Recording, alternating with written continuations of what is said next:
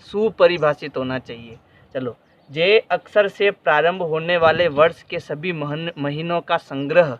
अच्छा, अब देखो यहाँ पर वर्ष और महीने, कौन से महीने? जो जे अक्षर से प्रारंभ होते हैं। तो हमें पता है एक तो जनवरी है, ठीक है, एक तो जनवरी जे से शुरू होता है, एक जून होता है और एक जुलाई होता है। इसके अलावा जो है कोई भी जो है जे से स्टार्ट नहीं होता। जनवरी, फरवरी, मार्च, अप्रैल, मई, जून, फिर जुलाई, फिर अगस्त, सितंबर, अक्टूबर, नवंबर, दिसंबर, यानी ये तीनों ही जो है वो जे से स्टार्ट होने वाले हैं। अब बताओ, क्या ये तीनों निश्चित नहीं है क्या? आप किसी को भी पूछोगे वो यही कहेगा कि जनवरी, जून और जुलाई, इसके अलावा कोई दूसरा बताने वाला नहीं है। यानी ये सुपरिभाषित है, यानी कि ये एक समुच्चय है। इसके नोट्स मैं टेलीग्राम पर अवेलेबल करा दूंगा, तो आप टेलीग्राम में जुड़ जाना, वहाँ पर आपको सीधे इसके नोट्स मिलेंगे, इसके आंसर मिल जाएंगे, ठीक है। तो ये एक सुपरिभाषित है, इसलिए ये एक समुच्चय है। फिर दूसरा देखो, भारत के 10 सबसे अधिक प्रतिभाशाली लेखकों का संग्रह।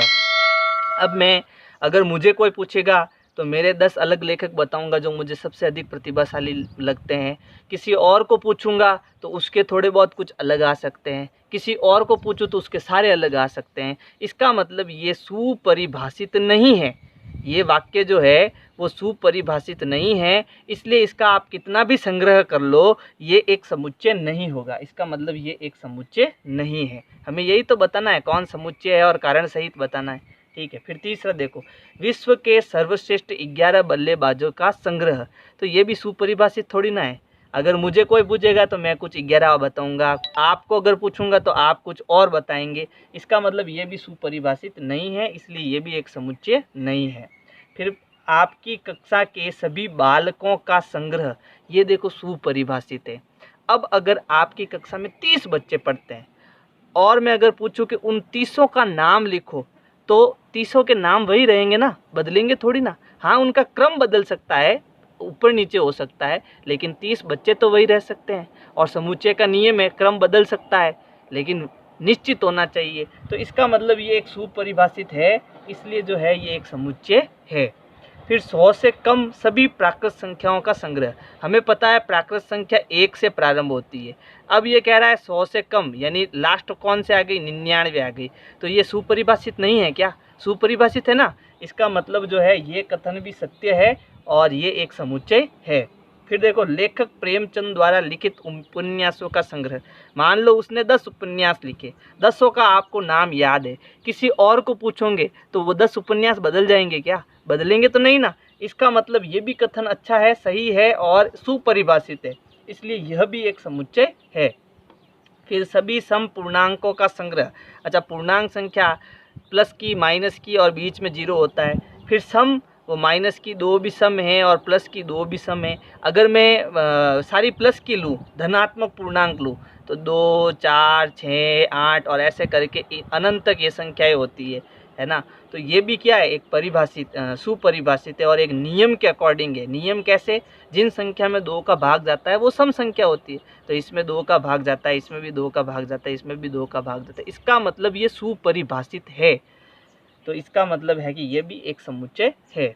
इस अध्याय में आने वाले प्रश्नों का संग्रह, ये भी समुच्चय है, क्योंकि इसकी कितनी किताबें मैं छाप दूँ, इसका जो पहला चैप्टर होगा उसमें वही प्रश्न होंगे जो दूसरी किताब में है। यानी सबके लिए वही अध्याय है और सारे प्रश्न भी वही है। ये इसका मतलब ये सुपरिभाषित है। इसका मतलब ये भी एक समुच्चय है ना, और ये सुपरिभाषित है। फिर विश्व के सबसे खतरनाक जानवरों का संग्रह।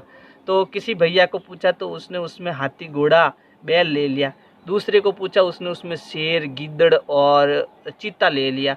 तो क्या इसमें स्पष्टता है क्या? क्या ये सुपरिभाषित है क्या? नहीं है। इसका मतलब ये भी जो है आपके समुच्चय नहीं है। नेक्स्ट प्रश्न, प्रश्न संख्या 2 प्रश्न है, मान लीजिए a बराबर 1, 2, 3, 4, 5, 6, ये एक सेट है। रिक्त स्थानों में प्रतीक, इसको हम क्या बोलते हैं? मैंने बताया था आपको, बिलोंग्स टू। क्या बोलते हैं? संबंध या बिलोंग्स टू। इंग्लिश में बोलो, अच्छा लगेगा, बिलोंग्स टू। तथा डज नॉट बिलोंग, यानी वो उससे संबंध नहीं रखता है। ये अपने इस खाली जगह में इनको भरना है।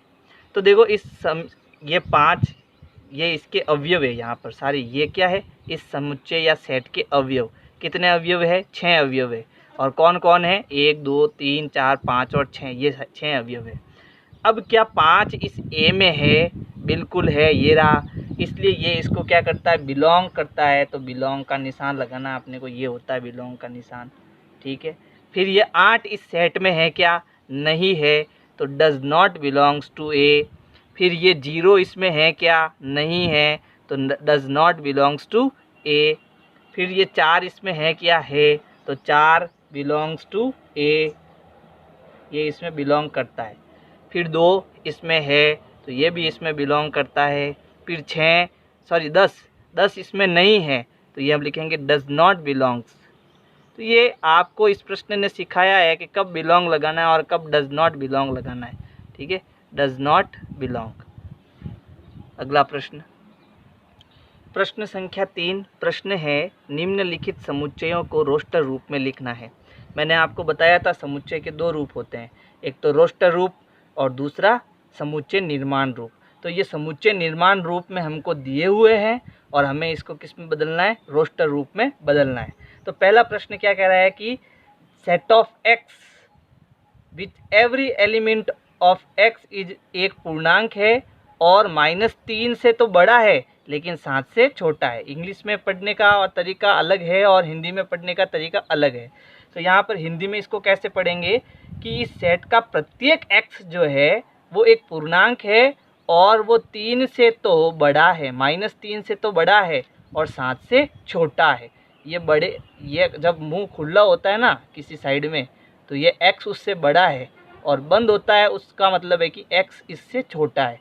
तो वो -3 से तो बड़ा है लेकिन 7 से छोटा है, यानी -3 नहीं आना चाहिए और 7 भी नहीं आना चाहिए, इसके बीच का आना चाहिए। तो हम जानते हैं पूर्णांक संख्या में क्या होता है, 0 बीच में होता है, इधर 1 2 3 4 5 6 और 7 हमको लेना नहीं है क्योंकि वो 7 से छोटा होना चाहिए।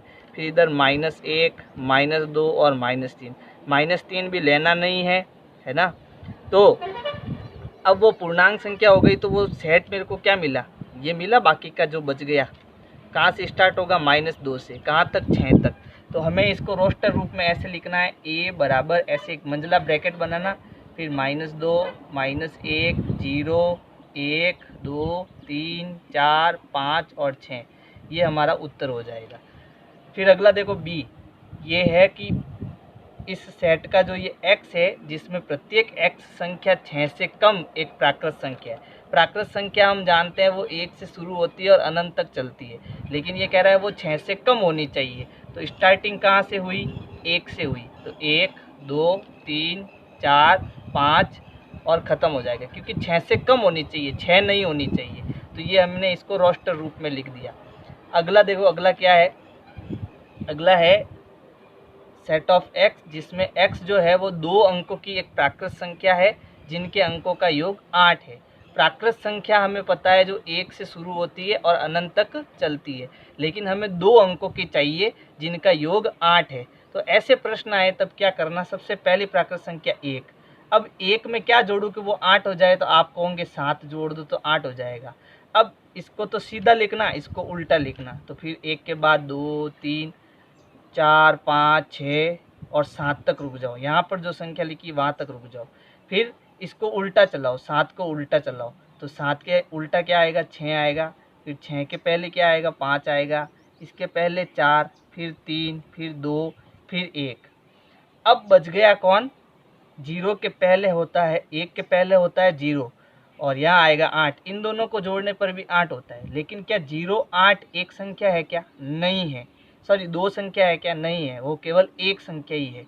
लेकिन 8 0 एक और बच गई, देखो यहाँ पर 8 0, ये तो 2 अंकों की संख्या है और इनका योग भी कितना आ रहा है, 8 आ रहा है। तो यहाँ पर एक संख्या और आएगी, वो होगी 8 और 0। तो इस प्रकार से हम जो है इसको हम रोस्टर रूप में लिखेंगे। एक तो 17 हो गई, फिर 26 हो गई, उसके बाद में 35 हो गई, फिर 44 हो गई, उसके बाद में आपकी कितनी हो गई, ये 53 हो गई, फिर 62 हो गई और 71 के बाद में लास्ट में आ जाएगा 80। तो ये सारे 2 अंकों की प्राकृत संख्या है और इन सब की जोड़ कितनी आ रही है, 8 आ रही है। इसमें फोर्थ है d बराबर x, प्रत्येक x जहाँ x एक अभाज्य संख्या जो 60 की भाजक है। अब आपको कंडीशन दी है, एक तो वो अभाज्य होनी चाहिए और दूसरी है वो 60 की भाजक होनी चाहिए। इसे जब यहाँ पर कोई प्राकृत संख्या पूर्णांक संख्या लिखी हुई नहीं होती है तो इसका मतलब उसको हम प्राकृत संख्या मानेंगे। ठीक है, चलो तो इसमें हमको क्या करना है, अभाज्य संख्या होनी चाहिए और 60 की भाजक होनी चाहिए, यानी उसमें 60 का भाग, मतलब उसमें जो भी संख्या हो वो 60 को भाग देना चाहिए, उसका भाग पूरा पूरा जाना चाहिए। तो वो संख्या अभाज्य हो। अभाज्य सबसे छोटी संख्या कौन सी होती है, 2 होती है, फिर उसके बाद 3, फिर उसके बाद 5, 7, 11, 13, ऐसे ये भी अनंत होते हैं। ठीक है, तो ये अभाज्य संख्या और 60 की भाजक।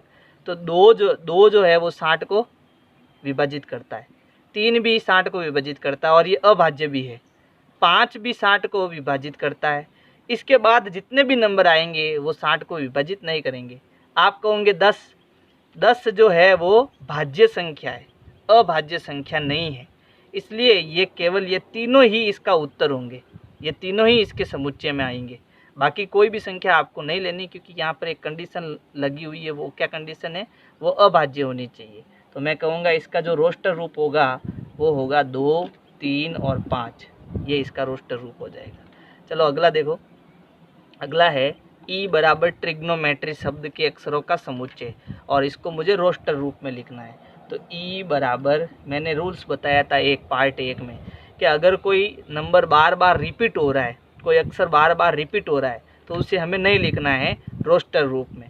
तो यहाँ सबसे पहले टी आ गया, फिर आर आ गया, फिर आई आ गया, अभी तक रिपीट नहीं हुआ, फिर ओ आ गया, उसके बाद एन आ गया, लेकिन ये ओ देखो रिपीट हो रहा है, एम नहीं हो रहा है तो एम लिख देंगे, टी रिपीट हो गया यहाँ पर, ई अभी तक नहीं आया तो ई को लिखेंगे।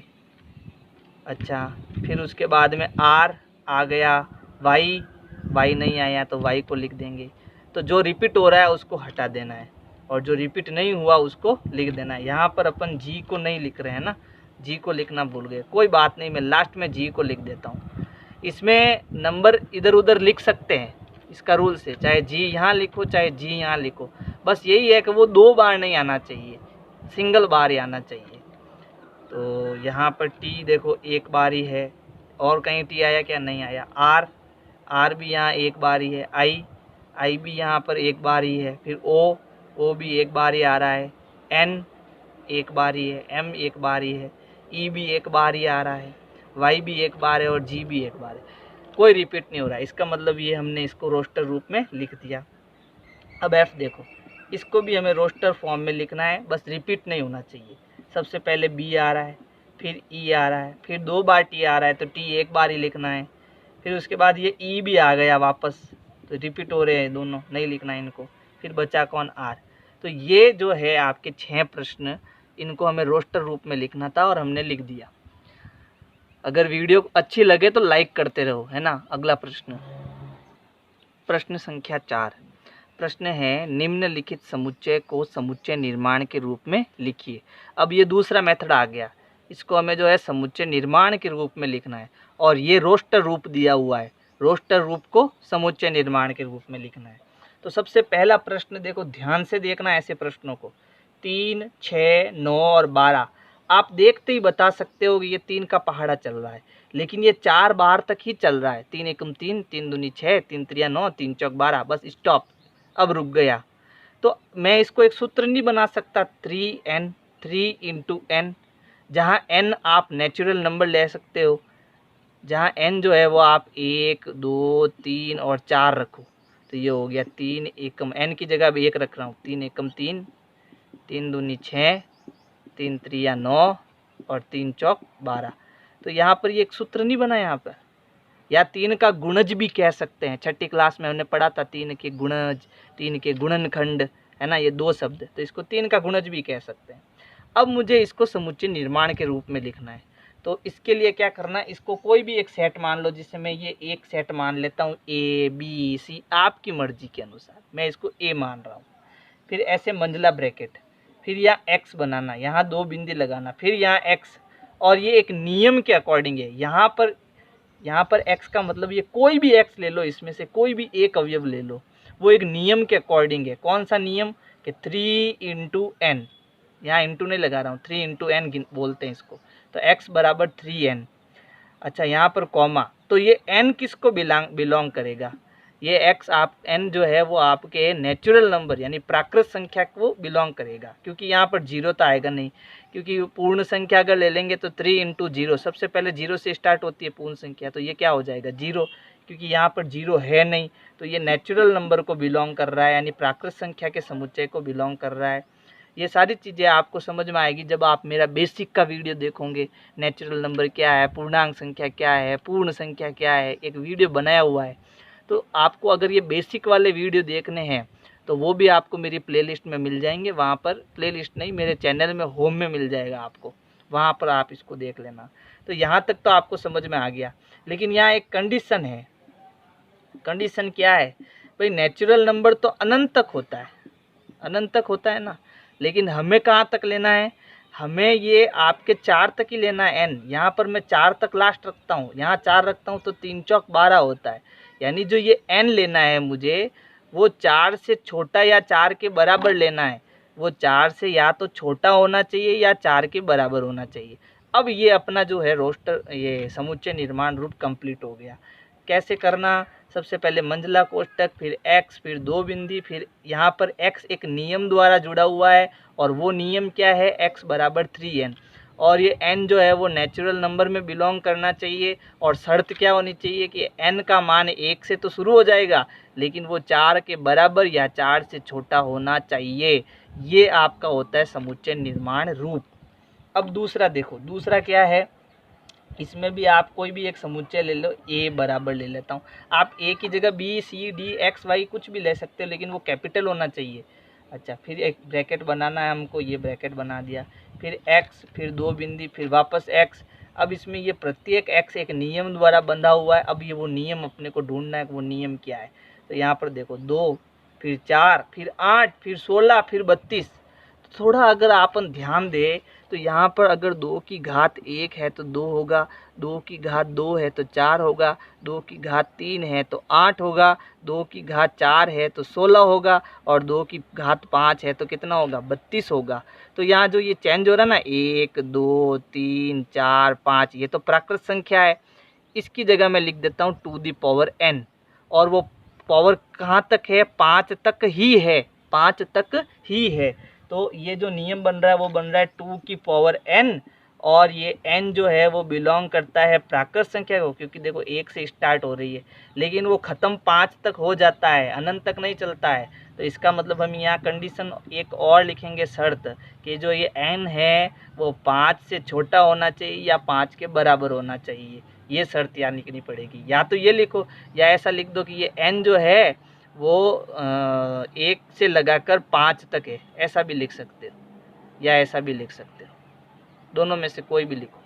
अच्छा, अगला देखो, 5, फिर 5 का वर्ग 25, फिर 5 का घन 125, फिर 5 की घात 4 करें तो 625। तो यहाँ पर भी तो यही हो रहा है, 5 की घात 1 5, 5 की घात 2 25, 5 की घात 3 125, और 5 की घात 4 625, है ना। तो यहाँ पर भी वही तो नियम बन रहा है कि यहाँ पर a एक सेट है जिसमें x इसका अवयव है, लेकिन ये जो प्रत्येक अवयव है वो एक नियम है। वो नियम क्या है? 5 की पावर n है, जहाँ ये n जो है वो बिलोंग करता है प्राकृत संख्या को, लेकिन एक शर्त है कि वो अनंत तक नहीं चलती है। वो जो n है आपके केवल और केवल 4 तक ही चलता है। तो ये n जो है वो छोटा होना चाहिए 4 के, या 4 के बराबर होना चाहिए। तो ये मैंने इसको समुच्चय निर्माण के रूप में लिखा। अगले लेते हैं, देखो अगला क्या है। तो चौथा क्या है? देखो चौथा है 2, फिर यहाँ पर 4 है, सॉरी 2 4 6, इसके बाद क्या आएगा 8, इसके बाद क्या आएगा 10। सम संख्या है ना, तो इसको ऐसे भी तो लिख सकते हैं 2n। सम संख्या क्यों लिखे अपन? 2n लिख देते हैं। उसको 3n लिखा था, इसको 2n लिख देते हैं। अब कर देते हैं इसको। एक समुच्चय A है, उसमें प्रत्येक x जो है वो एक नियम के द्वारा है। वो नियम क्या है? 2n है। और ये n जो है वो नेचुरल नंबर यानी प्राकृत संख्या को बिलोंग करता है, और शर्त तो डालनी पड़ेगी। अच्छा, शर्त डालने की ज़रूरत नहीं क्योंकि ये अनंत तक चल रहा है, तो ये ख़त्म हो गया क्योंकि ये नेचुरल नंबर अनंत तक होता है। तो आप इसमें 1 2 3 4 कितने भी डालो, ये अनंत तक चलता रहेगा। तो ये इसका हो गया समुच्चय निर्माण रूप। ये रोस्टर रूप है, समुच्चय निर्माण में बदलना है। यहाँ पर है 1, फिर उसके बाद है 4। 4 को क्या लिख सकता हूँ, 2 की घात 2, ठीक है। फिर है 9, 9 को क्या लिख सकता हूँ, 3 की घात 2। 1 को क्या लिख सकता हूँ, 1 की घात 2। यानी यहाँ पर घात 2 तो फिक्स हो गई, लेकिन यहाँ पर चेंज हो रहा है, 1 2 3 चल रहा है, तो इसको n कर देते हैं और ऊपर घात 2 लगा देते हैं। यही तो नियम बन रहा है इसके अंदर, है ना। तो यहाँ पर लिखेंगे a एक सेट है जिसमें प्रत्येक x जो है वो एक नियम है, क्या है वो, n² है, और ये n जो है वो बिलोंग करता है नेचुरल नंबर को, और लास्ट में यहाँ पर 100 है, और 100 किसका वर्गमूल है, 10 का, यानी 10 का वर्ग होता है 100। अच्छा, लेकिन यहाँ कंडीशन लगानी पड़ेगी अपने को। तो और क्या कंडीशन है कि ये जो n है वो 10 से छोटा या 10 के बराबर होना चाहिए, अनंत तक नहीं चलना चाहिए। तो ये आपका चौथा प्रश्न कंप्लीट। अगला प्रश्न, प्रश्न संख्या 5। प्रश्न है, निम्नलिखित समुच्चयों के सभी अवयवों को सूचीबद्ध कीजिए। सूचीबद्ध का रोस्ट मतलब होता है रोस्टर रूप, है ना। सूचीबद्ध का मतलब होता है रोस्टर रूप। तो ये हमें किस में दिया, समुच्चय निर्माण में दिया, तो पक्का है कि इसको रोस्टर रूप में बदलना है। अच्छा, तो पहला देखो, a बराबर x प्रत्येक x, जिसमें x जो है एक पूर्णांक विषम प्राकृत संख्या है। अच्छा, प्राकृत क्या होती है, 1 2 3 4 5 6 7 8 9, लेकिन हमको विषम चाहिए। तो विषम क्या क्या है, विषम है, ये लिख देता हूँ वापस, a बराबर एक तो 1, फिर 3, फिर 5, फिर 7। यहाँ पर कोई कंडीशन नहीं दी कि कितना छोटा होना चाहिए, इससे छोटा होना चाहिए, उससे छोटा होना चाहिए, इसका मतलब कोई कंडीशन नहीं है, इसका मतलब वो अनंत तक चल रही है। तो ये हो गया आपके पहले का आंसर। हमको ये सूचीबद्ध करना था, यानी रोस्टर रूप में लिखना था। बी देखो, प्रत्येक x, जहाँ x जो है वो एक पूर्णांक है। पूर्णांक क्या होता है, बीच में 0, इधर प्लस की संख्या, इधर सारी माइनस की संख्या, याद है ना। चलो, तो जो -1/2 और 9/2 के बीच का होना चाहिए, यानी -1/2। इसमें क्या 1/2/2 ऐसा कुछ आता है क्या, नहीं आता है पूर्णांक संख्याओं में। अच्छा ठीक है, तो 1/2 माइनस का, तो इसका मतलब पक्का है कि वो माइनस के ये पीछे है, इस -1 के क्या है, पीछे, और पीछे सीधा कितना आ रहा है, 0 आ रहा है। तो इसका मतलब ये सबसे पहले कहाँ से स्टार्ट हो रहा है, 0 से स्टार्ट हो रहा है। फिर 1 आएगा, 2 आएगा, 3 भी आएगा, 1 2 और 3। अब 9/2 का मतलब होता है 9 में 2 का भाग देना, 4 दूनी 8, पीछे बचा 1, लगेगा पॉइंट 0, 5 दूनी 10, यानी वो संख्या 4.5 से क्या होनी चाहिए, कम होनी चाहिए। यानी वो 4 तो हो सकती है ना, 4 इसमें आता है, 1 2 3 4 5, है ना, तो 4 तो इसमें आता है, तो 4 इसमें आएगा, ठीक है। इसके बाद में कुछ नहीं आना चाहिए, तो वो -1/2 से तो बड़ा होना चाहिए और 9/2 से छोटा होना चाहिए। तो ये संख्या हमको वो मिल जाएगी। अच्छा, सी देखो, x, जहाँ x एक पूर्णांक है, वही 0 माइनस प्लस सब है इसके अंदर। जो x² जो है उसकी वैल्यू 4 से छोटी और 4 के बराबर होनी चाहिए। अच्छा, तो इसका मतलब ये x की जगह मैंने कोष्टक बना दिया, स्क्वायर जो है वो 4 से छोटा या 4 के बराबर आना चाहिए। अब पूर्णांक संख्या कहाँ से स्टार्ट होती है, माइनस से भी होती है, प्लस की भी होती है और 0 भी होती है। तो माइनस की अगर मैं यहाँ पर देखो, यहाँ ये वाला 2, माइनस का 2 रखता हूँ तो 4 मिलता है, माइनस का 3 रखूँगे तो 9 हो जाएगा, जो कि 4 से बड़ा हो जाएगा, ठीक है। तो माइनस का 2, फिर माइनस का 1 रखता हूँ तो 1 आता है, 4 से छोटा है ये भी। अच्छा, माइनस फिर 0 रखता हूँ तो 0 आता है, इसका मतलब ये भी 4 से छोटा है। अच्छा, 1 रखता हूँ प्लस का तो 1 आता है, 4 से छोटा है। 2 रखता हूँ प्लस का तो 4 आता है, जो 4 के बराबर है, छोटा तो नहीं है लेकिन 4 के बराबर है, 4 के बराबर हो सकता है। लेकिन 3 रखूँ तो वो 9 हो जाएगा, ये 4 से बड़ी हो गई। तो वो कौन कौन सी संख्या है, -2 -1 0 1 और 2, यानी रोस्टर रूप इसका क्या हो गया कि वो सबसे पहले -2 है, फिर -1 है, फिर 0 है, फिर 1 है और फिर 2 है, बाकी कोई नहीं होगा। क्योंकि कंडीशन है, कंडीशन क्या है कि वो 4 के बराबर या 4 से छोटा होना चाहिए। ये हमने इसको रोस्टर रूप में लिखा। नेक्स्ट चौथा देखो, चौथा क्या है, डी बराबर प्रत्येक x, जहाँ x लॉयल शब्द का एक अक्षर है। यानी ये जो x होगा वो L भी हो सकता है, O भी हो सकता है, Y भी, A भी और L भी, कोई भी हो सकता है। अब हमें इसको रोस्टर रूप में लिखना है या सूचीबद्ध करना है। तो ये D एक समुच्चय है जिसमें L होना चाहिए, O होना चाहिए, Y होना चाहिए, A होना चाहिए। और इसमें क्योंकि L 2 बार आ रहा है, हमें एक बार ही लेना है। रोस्टर रूप का ये नियम है, याद रखना। फिर ई देखो, ई है x, जहाँ x जो है एक वर्ष का एक महीना है, कोई भी एक महीना होगा जिसमें 31 दिन नहीं होते हैं। तो हमने कक्षाओं में पढ़ा है कि अगर ये बड़ी आकृति है तो वो 31 का दिन है, और वो छोटा वाला भाग आता है तो वो 30 का दिन है। तो अपन 31 वाले जो नहीं है उनको सेलेक्ट करते हैं। तो जनवरी 31 हो गया, फरवरी 31 नहीं है, तो सबसे पहले है फरवरी। तो जनवरी, फरवरी, मार्च और अप्रैल भी 31 नहीं है, तो ये हो गया अप्रैल, क्योंकि हमें 31 वाला नहीं चाहिए। जनवरी, फरवरी, मार्च, अप्रैल, फिर मई, फिर मई के बाद में जून। जून भी क्या है, 30 का है। जनवरी, फरवरी, मार्च, अप्रैल, मई, जून, ठीक है। तो ये जून भी क्या है, 30 का है, 31 का नहीं है। जनवरी, फरवरी, मार्च, अप्रैल, मई, जून, जुलाई, फिर जुलाई 31 हो गया। फिर वापस यहीं से स्टार्ट करना है, जुलाई, अगस्त, यानी अगस्त भी 31 का है, फिर वापस पीछे चलना है। जनवरी, फरवरी, मार्च, अप्रैल, मई, जून, जुलाई, अगस्त, सितंबर, तो सितंबर भी 30 का है। सितंबर, फिर ये सितंबर हो गया। अक्टूबर 31 हो गया। नवंबर 30 हो गया, तो नवंबर आएगा, नवंबर। फिर उसके बाद में दिसंबर 31 हो गया। तो ये आपके जो है वो महीने हैं जिनमें 31 दिन नहीं होता। इसने नियम के अकॉर्डिंग लिखा था और मैंने इसको रोस्टर रूप में लिख दिया। फरवरी, अप्रैल, जून, सितंबर और नवंबर, इनमें 31 दिन नहीं होते हैं। फिर एफ क्या है, एक्स, जिसमें प्रत्येक एक्स जो है वो अंग्रेजी वर्णमाला का एक व्यंजन होना चाहिए और के से पहले होना चाहिए।